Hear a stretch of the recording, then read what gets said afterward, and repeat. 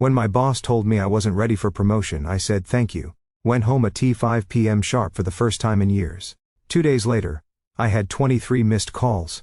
The rain was hitting my windshield pretty hard when I sat in that parking garage staring at my phone screen showing 23 missed calls. Just 2 days earlier, Richard Wells had looked me straight in the eye and told me I wasn't ready for promotion. Now everyone at Pinnacle Systems was calling me like the building was on fire. My name's Michael Patterson. I'm 49 years old, and until that conversation with my boss, I thought I knew exactly where my career was heading. Turns out I was wrong about a lot of things. I've been at Pinnacle Systems for 8 years now. Before that, I spent 12 years in the Navy handling logistics operations. When you're responsible for getting supplies to ships halfway around the world, you learn pretty quick that details matter. Every system, every process, every backup plan, they all have to work perfectly or people get hurt. That mindset served me well in corporate America, maybe too well. When I started at Pinnacle, the operations department was a complete disaster. My predecessor had left without any documentation, no handover notes, nothing. It was like walking into a house where someone had cut all the electrical wires and removed all the labels.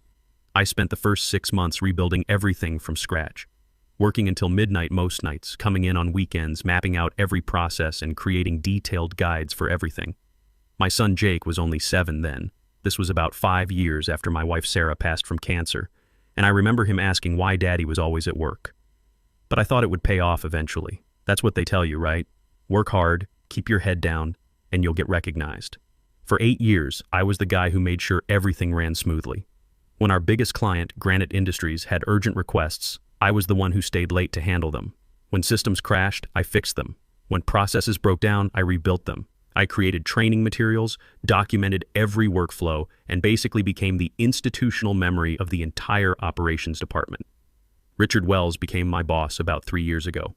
Nice enough guy, about 45, very focused on the big picture stuff. The problem was, he never bothered to learn any of the actual systems. Why would he?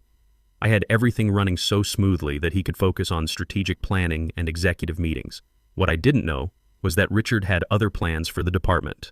His son Austin had just graduated with an MBA from Northwestern, 26 years old, smart kid, but he'd never worked a day in operations.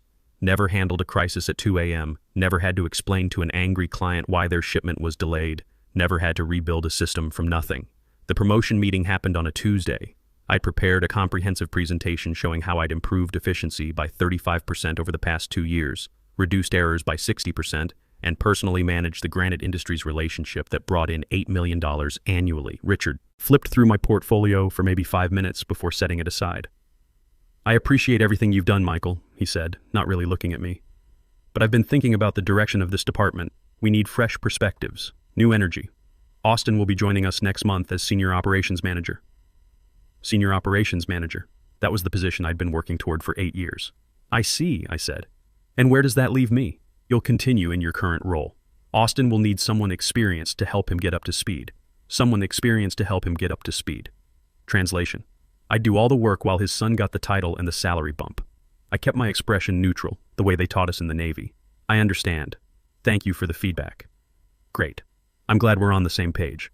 Austin starts Monday, so maybe you can prepare some orientation materials over the weekend." That's when something clicked for me. I'd been working weekends for 8 years. I'd missed Jake's baseball games, school plays, parent-teacher conferences. I'd given this company everything, and they wanted me to spend my weekend preparing to train my replacement. I stood up, shook Richard's hand, and walked out of his office. But instead of going back to my desk, I walked straight to the parking garage. That's where I made the decision that changed everything. I wasn't going to quit in anger. I wasn't going to storm out or make a scene. I was going to do something much more effective. I was going to follow my job description exactly as written. See, here's what Richard and the executives didn't understand. My official job description was pretty basic. Manage daily operations within assigned scope, coordinate with other departments as needed, maintain client relationships within operational parameters, standard corporate language that didn't come close to describing what I actually did every day. What I actually did was arrive at 7 a.m. to prep briefing notes for Richard's 9 a.m. meetings. I answered emails for 3 different departments because somehow I'd become the go-to guy for any operational question. I solved problems before they became crises, staying late to make sure nothing exploded overnight. But my job description said 9 to 5, so that's what I was going to do. I drove home that Tuesday evening and did something I hadn't done in years. I I turned off my work phone at 5:30 p.m. Jake was shocked when I walked in the door at 6 p.m. instead of 8 or 9. "Dad, why are you home so early?" "I decided my time was more valuable than I thought," I told him. "Want to throw a baseball around before dinner?" His face lit up like Christmas morning. Wednesday morning, I arrived at exactly 9 a.m. No briefing notes for Richard, no getting ahead of the day's crises. I answered emails addressed directly to me and forwarded everything else to the appropriate departments. When my phone rang with questions about processes that weren't technically my responsibility, I politely directed callers to the relevant department heads. By lunch, people were starting to notice. Janet from accounting stopped by my desk with a confused expression. "Michael, did you see the email about the Granite Industries shipping schedule conflict?" "I did," I replied, continuing to work on my assigned quarterly report. "So, can you fix it like you usually do?" "That's actually a logistics coordination issue. I forwarded it to shipping and procurement. They'll need to work it out together." Her eyebrows went up. "But you always handle these cross-department things." "I've been advised to focus more on my core responsibilities," I said with a smile. "I'm just trying to be more efficient with my time." The look of confusion on Janet's face told me everything I needed to know. Nobody had ever bothered to understand what my actual job was supposed to be versus what I'd been doing all these years. By Thursday, the cracks were really starting to show. The Granite Industries issue had escalated because shipping and procurement couldn't figure out the workaround I'd normally handle in 10 minutes. 3 other clients had routine requests that were sitting in various departments because nobody knew the proper escalation procedures. I watched it all unfold with the detached interest of someone observing a science experiment. Every email that sat unanswered, every phone call that got transferred 3 times, every urgent request that nobody could handle. It was all documented in my comprehensive operations manual that apparently nobody had ever bothered to read. Peter from procurement wandered by my desk around 2 p.m. looking frazzled. "Michael, the Morrison Industries purchase order is stuck in approval hell. Can you work your magic?" "What seems to be the issue?" I asked, genuinely curious. "The system won't accept their new billing address, and nobody knows how to override it." I nodded thoughtfully. "That process is covered in Section 7 of the Operations Manual. The override requires supervisor approval from both procurement and accounting. But that'll take hours of phone calls and emails back and forth. It's a security feature to prevent billing fraud. Pretty important protection for the company." Peter stared at me. "You've always just handled these things in 5 minutes. I had special authorization from previous management to expedite certain processes, but with the department restructuring coming up, I thought it best to follow standard protocols." He walked away shaking his head, probably wondering when I'd become such a stickler for rules. Thursday evening, I was home by 5:15 p.m. Jake was working on homework at the kitchen table when I walked in. "Dad, can you help me with this math problem?" For the first time in months, I actually had the mental energy to sit down and focus on his algebra instead of thinking about work emergencies. We spent an hour working through problems together, and I realized how much I'd missed these simple moments. "You know, Dad," Jake said as we finished up, "you seem different this week." "Different how?" "Less stressed, I guess. Like you're actually here when you're here." Smart kid. He'd noticed something I was just starting to understand myself. Friday morning brought the real crisis. I arrived at 9 a.m. to find chaos in full swing. Richard was pacing outside the conference room, Austin was already there looking overwhelmed, and Byron Fisher, our regional director, had apparently been called in for an emergency meeting. The receptionist flagged me down before I could reach my desk. "Michael, they need you in conference room B immediately." I gathered my notebook and walked into what was clearly a full-scale crisis situation. Besides Richard, Austin, and Byron, there were 2 people I didn't recognize, probably executives from corporate headquarters. "Michael," Byron said with obvious relief. "Thank God you're here. We've got a serious situation with Granite Industries. What's the specific issue?" Richard launched into an explanation, but it was clear he only understood half the problem. Granite had called an emergency meeting for 10 a.m. because their implementation was failing. Austin took notes frantically but kept asking basic questions that showed he had no understanding of our systems. "Their entire Q4 rollout is at risk," one of the corporate executives said. "They're threatening to pull the contract if we can't resolve this today." I reviewed the issue details they'd gathered. It was actually a fairly straightforward problem, if you understood the system dependencies and had access to the right documentation. "This is a known issue with their custom configuration," I said. "The resolution is documented in the Implementation Guide, Section 12. It requires coordinating changes across 3 different systems in a specific sequence." Austin was frantically flipping through his copy of the manual. "Which section exactly?" Section 12, subsection 4.7 through 4.12. The process takes about 3 hours if you follow the step-by-step procedures. Byron leaned forward. Can you handle this immediately? I checked my watch. I have the quarterly compliance review scheduled at 11 a.m. That's due to federal regulators by end of day, so it can't be rescheduled. The compliance review can wait, Richard said quickly. Granite is more critical. I understand granite is important, I replied. However, missing the regulatory deadline results in automatic penalties and potential license suspension. That would affect all our clients, not just granite. The room went silent. You could practically hear everyone calculating the implications. What are our options? Byron asked carefully. Well, Austin could handle the granite issue using the documented procedures. It would be excellent training for him, and I'd be available for questions between compliance review sessions. Austin looked like a deer in headlights. I don't think I'm ready for something this critical. The documentation is very detailed, I said, encouragingly. Everything is laid out step by step. This is exactly the kind of hands-on experience you'll need in your new role. Richard's face was getting red. Michael, we need you to fix this personally. I'm happy to take point on granite, I said, if you'd like me to reschedule the compliance review. But I want to be clear about the regulatory implications. Byron held up a hand. Let's think this through. What would it take to handle both? I considered the timeline. The compliance review is scheduled in 2-hour blocks. I could handle the most critical granite fixes between sessions, but the full resolution wouldn't be complete until after 5 p.m. That's cutting it very close with granite's deadline, the corporate executive noted. It is, I agreed. In the past, I would have stayed until midnight to handle both.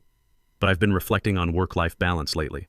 My son has a baseball game tonight that I've already missed twice this month. The silence was deafening. Byron finally broke the silence. Michael, let me be direct. What would it take for you to handle this crisis the way you always have? I looked around the room at the faces staring at me. These people had relied on my expertise for 8 years without ever acknowledging what I actually contributed. Now, suddenly, my work-life balance was their emergency.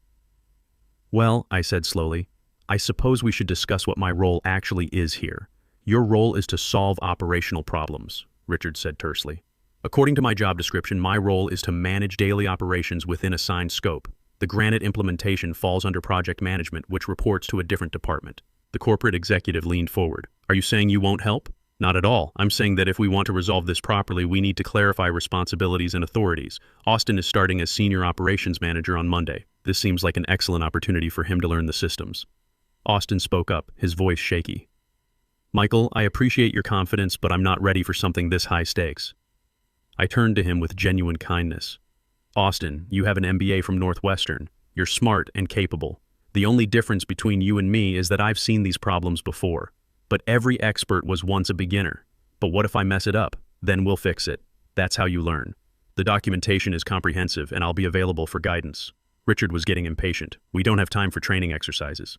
Actually, we do, I said. The granite issue isn't going anywhere in the next few hours. It's been building for weeks because nobody wanted to follow the proper implementation procedures. A few more hours won't change anything. Byron studied me carefully.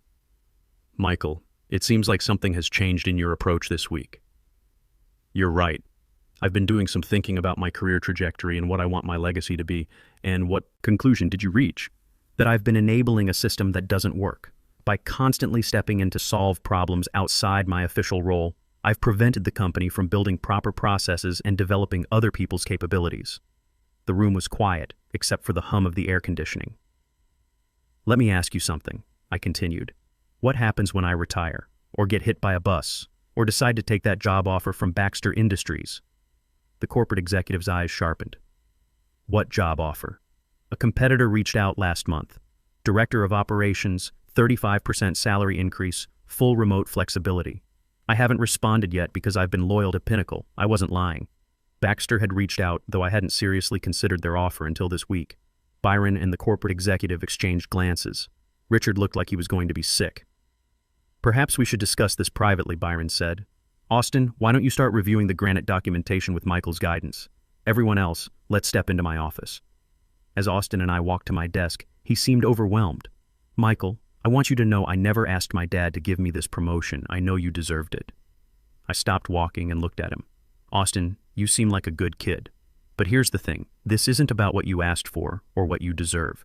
It's about what's best for the company and what's best for you. What do you mean? If your father had promoted you over me without proper preparation, you would have failed. Not because you're incompetent, but because you're not ready. That failure would have damaged your confidence and your reputation for years." Austin nodded slowly. "I hadn't thought about it that way. Leadership isn't about getting the title first and figuring it out later. It's about developing the competence to handle the responsibility. If you're serious about operations management, you need to learn these systems inside and out." We spent the next hour going through the Granite documentation. Austin was actually quite sharp. He asked good questions and grasped concepts quickly. With proper mentoring, he could become a solid operations manager in a couple of years. Around noon, Byron returned to my desk. "Michael, could I speak with you privately?" We walked to his office where the corporate executive was waiting. I noticed Richard wasn't there. "Please sit down," Byron said. "I want to be completely transparent with you. We've made some serious mistakes in how we've managed this department." "What mistakes specifically?" The corporate executive spoke up. "We've created an unsustainable dependency on your expertise without appropriate recognition or compensation, and we've allowed personal relationships to influence professional decisions." I waited for them to continue. "We'd like to offer you the position of Director of Operations, reporting directly to me," Byron said. 35% salary increase, authority to restructure the department as you see fit, and full hiring authority for 2 additional senior positions. It was a good offer, not as dramatic as the 75% increase I'd fantasized about, but realistic and fair. "What about Austin?" I asked. "Austin will start as an operations associate and work his way up under your guidance. If he demonstrates competence, he can advance based on merit." "And Richard?" Byron shifted uncomfortably. "Richard will be transitioning to a strategic planning role. The operational departments will report through your office." So Richard was being moved sideways. It wasn't revenge exactly, but it was accountability. "I need to consider this," I said. "Of course. But Michael, I need an answer by Monday morning, and I'd appreciate if you could help stabilize the Granite situation today regardless of your decision." I nodded. "I'll handle Granite this afternoon. Austin can assist and take detailed notes." As I walked back to my desk, I thought about what had just happened. They were offering me everything I'd wanted: recognition, authority, appropriate compensation. But more importantly, they were finally acknowledging the value I'd been providing all along. The question was, did I want to stay and fix this system, or start fresh somewhere else? That afternoon, Austin and I worked together on the Granite Industries crisis. I walked him through each step of the resolution process, explaining not just what to do, but why each step mattered. He took detailed notes and asked smart questions that showed he was really trying to understand the underlying systems. "This is incredibly complex," Austin said as we finished the technical fixes. "How did you learn all this?" 8 years of trial and error, I told him, plus a lot of late nights reading system manuals that nobody else wanted to touch. I had no idea how much went into this job. My dad made it sound like basic project coordination. I looked at him carefully. Austin seemed genuinely humbled by the experience. "Your dad's not wrong that it involves coordination, but operations is about understanding how all the pieces fit together and what happens when they don't." We wrapped up the Granite fixes by 4:30 p.m. Their system was running smoothly again, and Austin had a comprehensive set of notes for handling similar issues in the future. As I was packing up to leave at 5 p.m., my phone buzzed with a text from Jake. "Dad, game starts at 6:30. Will you really be there?" I looked at that text for a long moment. For 8 years, the honest answer would have been probably not. Tonight, the answer was different. "Wouldn't miss it," I texted back. Jake's baseball game was everything I'd been missing. He pitched 4 strong innings, and I got to see him strike out the cleanup hitter with a curveball I'd taught him last weekend. After the game, we went for ice cream and talked about school, his friends, and his plans for summer. "Dad," he said as we sat outside the ice cream shop, "are you going to keep coming to my games?" "That's the plan, buddy. I've been working too much, and I don't want to miss any more of your seasons." "Good," he said, grinning. Because Tommy's dad never misses his games, and I was getting jealous. That hit me harder than I expected.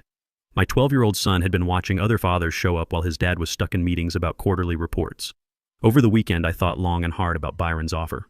The director position was everything I'd worked toward: recognition, authority, and the ability to build systems that would help other people advance instead of getting stuck like I had. But there was also something appealing about the fresh start that Baxter Industries represented. No history of being overlooked. No colleagues who still saw me as the behind-the-scenes problem solver rather than leadership material. On Sunday evening, I made my decision. Monday morning, I arrived at 8:30 a.m., a compromise between my old 7 a.m. routine and the strict 9 a.m. I'd been maintaining. I went straight to Byron's office. "I'm accepting your offer," I told him, "but with 2 conditions. Byron nodded. Go ahead. First, I want full authority to hire and develop talent from within the company. Too many good people get overlooked because they're not in the right positions to showcase their abilities? Agreed. Second, I want to implement a comprehensive cross-training program. What happened this week should never happen again. No critical knowledge should exist in only one person's head. Also agreed. Anything else? Just one thing. I want Austin to succeed in this field if it's what he really wants. But he needs to earn it through competence, not connections. Byron smiled. I think you'll find Austin is more committed to learning than any of us expected. The transition took about 6 weeks. I restructured the department around clear roles and responsibilities instead of the informal system of whoever handles it best. I hired 2 excellent senior staff members who brought fresh perspectives while I provided the institutional knowledge they needed to be effective. Austin turned out to be a dedicated learner. He worked harder than anyone expected, staying late not because he had to, but because he wanted to master the systems. Within 3 months, he was handling routine client issues independently and showing real potential for leadership. The most surprising development was with Richard. Once he wasn't trying to manage operations he didn't understand. He actually excelled at strategic planning. His big picture thinking, combined with the solid operational foundation we were building, helped the company land 2 major new contracts. 6 months later, I was working at a sustainable pace, home for dinner by 6:30 most nights, and present for every one of Jake's remaining games that season. My team was functioning independently, clients were happy, and I felt like I was finally doing the job I'd always been capable of. One evening as Jake and I worked on homework together, he asked me about work. So you're like really important now? He said, looking up from his algebra. I was always important, Jake. It just took them a while to figure it out. Is that why you were working so much before? To prove you were important? Smart kid. Yeah, I think so. But I learned something. The people who matter will see your value without you having to work yourself to death proving it. And the people who don't see it? Well, sometimes you have to step back and let them figure out what they're missing. As I watched my son work through his math problems with the same methodical approach I'd tried to teach him, I realized that the best response to being undervalued isn't anger or revenge. It's demonstrating your worth so clearly that it becomes impossible to ignore. The promotion to director came with respect, authority, and the ability to build something better. But the real victory was simpler than that. I was finally being seen for what I'd always been capable of doing. And I was home for dinner every night to help my son with his homework. If you've ever felt invisible at work despite doing excellent work, remember this. Your value doesn't disappear just because others can't see it. Sometimes the most powerful thing you can do is stop making their blindness your problem and start making your worth impossible to ignore.